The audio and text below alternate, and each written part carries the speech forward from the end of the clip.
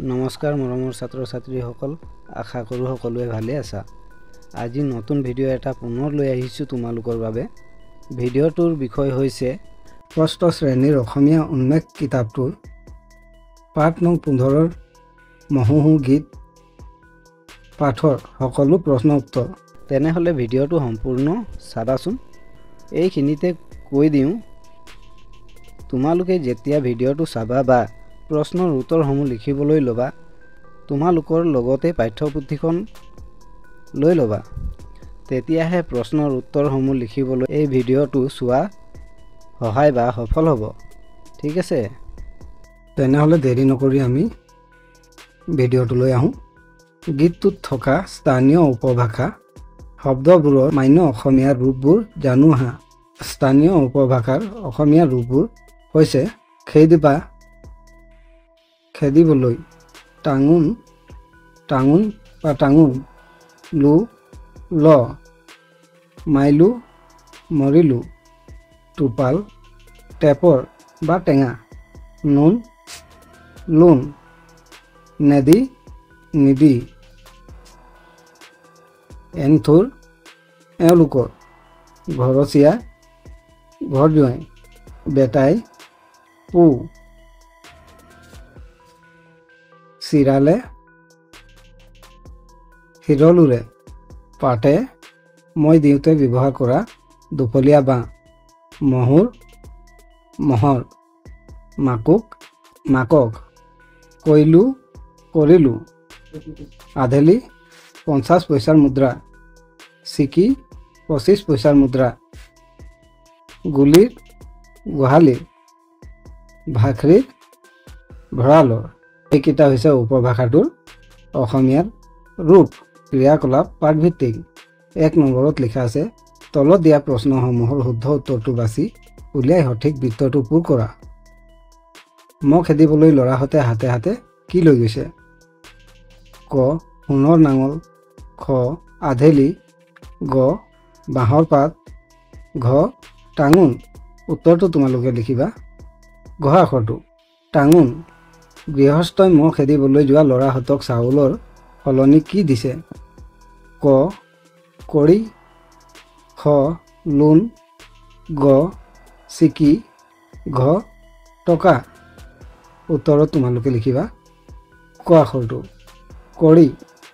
2 নম্বৰটোত লিখা আছে, তলত দিয়া প্ৰশ্নবোৰৰ উত্তৰ কোৱা আৰু লিখা। ক আখৰটোত লিখা আছে, টোপুলত নহ'ল নোন। ইয়াত টোপুল শব্দৰ অৰ্থ হ'ল টেপৰ টেঙা।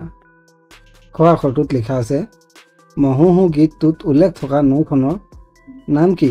উত্তৰত তোমালোকে লিখিবা, মহোহো গীতটোত উল্লেখ থকা নৈখনৰ নাম হ'ল বুঢ়াদিয়া। গ আখৰটোত লিখা আছে, গীতটোত ভাল হওক কুশল হওক বুলি কোনে কাক আশীৰ্বাদ কৰিছে? উত্তৰত তোমালোকে লিখিবা, গীতটোত ভাল হওক কুশল হওক বুলি চেমনীয়া আৰু ডেকাবোৰে গৃহস্থক আশীৰ্বাদ কৰিছে। ঘ আখৰটোত লিখা আছে, গীতটোত কোনটো শব্দই ভঁৰালক বুজাইছে? উত্তৰত তোমালোকে লিখিবা, গীতটোত ভাখৰিৰ শব্দই ভঁৰালক বুজাইছে।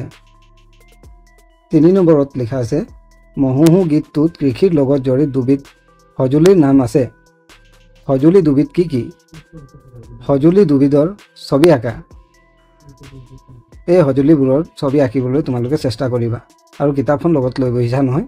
কিতাপখন লগত লৈ নবহিলে কিন্তু তোমালোকে বুজি নাপাবা। ঠিক আছে, উত্তৰত তোমালোকে লিখিবা, মহোহো গীতটোত কৃষিৰ লগত জড়িত দুবিধ সঁজুলিৰ নাম হ'ল হাল বা নাঙল আৰু মই। ক আখৰটো হৈছে হাল, খ আখৰটো হৈছে মই। 4 নম্বৰত লিখা আছে, মহোহো গীতটোৰ অন্ত্যধ্বনি মিল থকা শব্দবোৰ বাছি উলিয়াই লিখা। উদাহৰণ, হু, লো। উত্তৰত তোমালোকে লিখিবা, নোন, দোন, কৰি, চৰি, যাওঁতে, বাওঁতে, ফাল, হাল, পাতে, ঘাটে, মকা, টকা, মিকি, চিকি। এইবোৰ হৈছে অন্ত্যধ্বনি মিল থকা। ভাষা অধ্যয়ন। 5 নম্বৰত লিখা আছে, পাঠটোত তোমালোকে চিকি, মিকি, টকা, মকা আদি জুৰীয়া শব্দ পাইছা। এনে ধৰণৰ আৰু 5টা জুৰীয়া শব্দ লিখা। এইখিনিতে ক'ব বিচাৰোঁ যে তোমালোকে যদি আমাৰ চেনেলটোত নতুন আহিছা তেনেহ'লে চেনেলটো ছাবস্ক্ৰাইব কৰি ল'বা আৰু বেলৰ আইকনটো ক্লিক কৰি ল'বা, তেতিয়াহে এনে ধৰণৰ ভিডিঅ'বোৰৰ নটিফিকেশ্যন তোমালোকে প্ৰথমে পাবা, ঠিক আছে। আৰু ফেচবুকত চাই আছা তেনেহ'লে ফেচবুকৰ পেজটো ফ'ল' কৰি ল'বা। আৰু ভিডিঅ'টো যদি তোমাৰ চাই পিনে সহায় হৈছে তেনেহ'লে লাইক এটা আৰু কমেণ্ট এটা ধুনীয়াকৈ কৰি দিবা, ঠিক আছে। উত্তৰ হৈছে ভাল, ভুল, মহু, হু, আই, বোপাই, ভাল, বেয়া, আহে, যায়। 6 নম্বৰত লিখা আছে বাক্য ৰচনা কৰা। ভঁৰাল, উত্তৰটো হৈছে আমি ভঁৰালত ধান ৰাখোঁ। মই, উত্তৰটো তোমালোকে লিখিবা খুৰায়ে পথাৰত মই মাৰি আছে। হাল, উত্তৰটো তোমালোকে লিখিবা দেউতাই ৰাতিপুৱা হাল বাই আছিল। চাউল, উত্তৰটো হৈছে ৰামে দোকানৰ পৰা চাউল কিনি আনিলে। গোহালি, উত্তৰটো তোমালোকে লিখিবা গোহালিত আমি গাই গৰু বান্ধো। 7 নম্বৰত লিখা আছে মহোহো গীতটোত থকা 5টা বিশেষ্য পদ আৰু 5টা ক্ৰিয়াপদ বাছি উলিয়াই তাৰ মান্য ৰূপবোৰ লিখা। বিশেষ্য পদ, মান্য ৰূপ, ক্ৰিয়াপদ আৰু মান্য ৰূপ। উত্তৰটো তোমালোকে লিখিবা ওপৰত দিয়া আছে বিশেষ্য পদ, মান্য ৰূপ, ক্ৰিয়াপদ আৰু মান্য ৰূপ। ভাখৰি, ভঁৰালৰ, খেদ বা খেদিবলৈ। গুলিৰ, গোহালিৰ, কৰিলোঁ, কৰিলোঁ। নুন, নিমখ, দিবাক, দিবলৈ। আধেলি, 50 পইচাৰ মুদ্ৰা, খালোঁ, খোৱা। চিকি, 25 পইচাৰ মুদ্ৰা, দিলোঁ, দিয়া। এইবোৰ হৈছে বিশেষ্য পদ, মান্য ৰূপ, ক্ৰিয়াপদ আৰু মান্য ৰূপ। তোমালোকে কিতাপখন লৈ ধুনীয়াকৈ মিলাই মিলাই লিখি গৈ থাকিবা, ঠিক আছে। 8 নম্বৰত লিখা আছে তলৰ পদবোৰ কি কি বিভক্তি চিন যোগ হৈছে লিখা। পদ বিভক্তি মাকক, টেপৰত, ৰূপৰ, চিৰলোত, সোণৰ, বুঢ়া দিয়াৰ, ঘাটেৰে। উত্তৰটো হৈছে মাকক ক আখৰটো বিভক্তি চিন ব্যৱহাৰ হৈছে। টেপৰত দন্ত্যাত আখৰটো বিভক্তি চিন ব্যৱহাৰ হৈছে। ৰূপৰ ৰ আখৰটো বিভক্তি চিন ব্যৱহাৰ হৈছে। হিৰলোত দন্ত্যাত আখৰটো বিভক্তি চিন ব্যৱহাৰ হৈছে। সোণৰ ৰ আখৰটো বিভক্তি চিন ব্যৱহাৰ হৈছে। বুঢ়া দিয়াৰ ৰ আখৰটো বিভক্তি চিন ব্যৱহাৰ হৈছে। ঘাটেৰে ৰ আখৰটো বিভক্তি চিন ব্যৱহাৰ হৈছে। জ্ঞান সম্প্ৰসাৰণ 9 নম্বৰত লিখা আছে মহোহোৰ বাহিৰে নিজ নিজ অঞ্চলত পালন কৰা লোক উৎসৱসমূহৰ বিষয়ে এটি টোকা যুগুত কৰা। উত্তৰটো তোমালোকে লিখিব পাৰা বহাগ বিহু, যাক ৰঙালী বিহু বুলি জনা যায়, অসমৰ আটাইতকৈ আনন্দময় আৰু জনপ্ৰিয় লোক উৎসৱ। এই বিহু অসমীয়া নৱবৰ্ষৰ আৰম্ভণি চিহ্নিত কৰে আৰু সাধাৰণতে এপ্ৰিল মাহৰ দ্বিতীয় সপ্তাহত উদযাপন কৰা হয়। মূলত কৃষি প্ৰধান সমাজৰ লোকসকলে এই উৎসৱ খেতি-বাতি, গৰু পোহনীয়া আৰু সামাজিক বন্ধনক লৈ উদযাপন কৰে। বিহুৰ প্ৰথম দিনটো গৰু বিহু নামেৰে জনা যায়।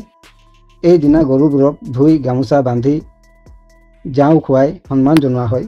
দ্বিতীয় দিনটো মানুহৰ বিহু, য'ত মানুহে নতুন পোচাক পিন্ধে, আচল কপৌ ফুল লগাই, বিহুগীত গায় আৰু বিহু নাচে। যুৱক যুৱতীয়ে বিহু নাচ গানত অংশ লয়। গাঁওবাসীয়ে একেলগে ভোজ কৰে। তোমালোকে বুজি পাইছা নহয়? বুজি নাপালে কমেণ্ট কৰি জনাবা, ঠিক আছে। 10 নম্বৰত দিয়া আছে তলত দিয়া শব্দবোৰৰ তোমালোকৰ অঞ্চলত ব্যৱহাৰ হোৱা কথিত ৰূপবোৰ লিখা। টাঙোন, উত্তৰ টাঙনি। লোন, উত্তৰ নুন, নিমখ। পু, উত্তৰ বেটা, পুত্ৰ। জোঁৱাই, উত্তৰ জোঁৱাই। গোহালি, উত্তৰ গৰু থকা ঘৰ। ভঁৰাল, উত্তৰ ভঁৰাল, ধান থোৱা ঘৰ। 11 নম্বৰত লিখা আছে মহ খেদিবলৈ মহোহো গীত গায়। ঠিক তেনেদৰে পথাৰত ধান খাবলৈ অহা বতা চৰাইক সুৰাই দি গায়। সুৰ সুৰ বতা চৰাই, মোৰ ধান নাখাবি, তোক দিম গতা কৰাই। এইদৰে তোমালোকে চৰাই চিৰিকটি, জীৱ জন্তুক আদি মাতিবলৈ বা খেদি পঠিয়াবলৈ গোৱা গীত সংগ্ৰহ কৰি লিখা আৰু গোৱা। উত্তৰত মই লিখিছোঁ মৰমৰ ছাত্ৰ ছাত্ৰীসকলে নিজে কৰিবলৈ চেষ্টা কৰা, কিয়নো তোমালোকে হাঁহ কুকুৰা কি নামেৰে মাতা সেইবোৰ তোমালোকে নিজে নিজে লিখি ল'বা, ঠিক আছে। 11 নম্বৰত লিখা আছে মহে আমাৰ কি কি উপকাৰ সাধন কৰে। উত্তৰত তোমালোকে লিখিব পাৰা মহে আমাৰ কৃষিক বহুত উপকাৰ কৰে। মহে পথাৰত হাল বাবলৈ সহায় কৰে।